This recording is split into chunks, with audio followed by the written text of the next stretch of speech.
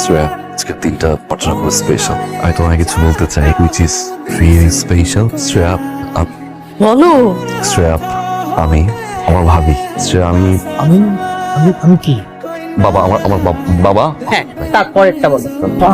শ্রেয়া, আমি তোমাকে ভালোবাসি শ্রেয়া, ভালোবাসি। জেনেটিক্যালি ওনারা প্রপোজ করতে পারে না, প্রপারলি কথা বলতে পারে না, কিন্তু তুমি বুঝে নিয়েছো তো, রাইট? আমি তোমাকে ভালোবাসি।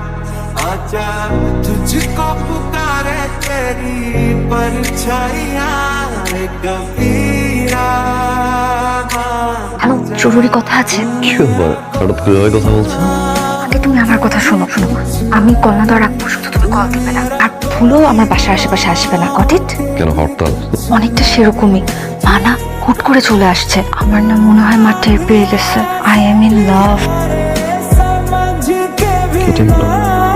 ওর নাম সায়ান। বাবা কি করেন? বাবা বিজনেস করে, জেকে গ্রুপের মালিক। তার মানে ধনী পরিবারের ছেলে।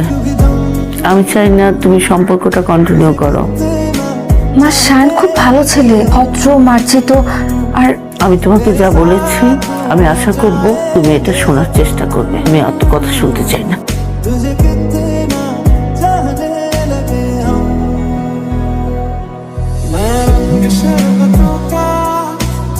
মা, সায়ান তো কোনো দিক থেকে অযোগ্য না, কিন্তু তাও তুমি বলেছো ওর থেকে আমাকে দূরে থাকতে। কেন মা?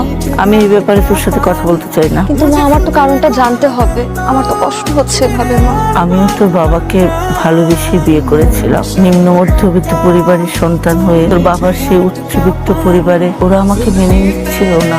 কি বলছো মা? হ্যাঁ মা, আমি চাই না মা তোর ভাগ্যটা আমার মতো হোক। এটা কি বললো Shreya? Does it make any sense? একজনের ফ্যামিলির অবস্থান ভালো হবে, সে মানুষটা ভালোবাসতে পারে না। সায়া, আমার মায়ের আমার ব্যাপারে যে সিদ্ধান্তটা আমি সম্মান করি, আমি তোমাকে ভালোবাসি, কিন্তু তার জন্য আমার মায়ের মতের বিরুদ্ধে যে তোমার সাথে থাকাটা আমার পক্ষে সম্ভব না, সেটা আরো কঠিন হয়ে যাবে। আমি তোমাকেও চাই, আমার মাকেও চাই আমার জীবনে।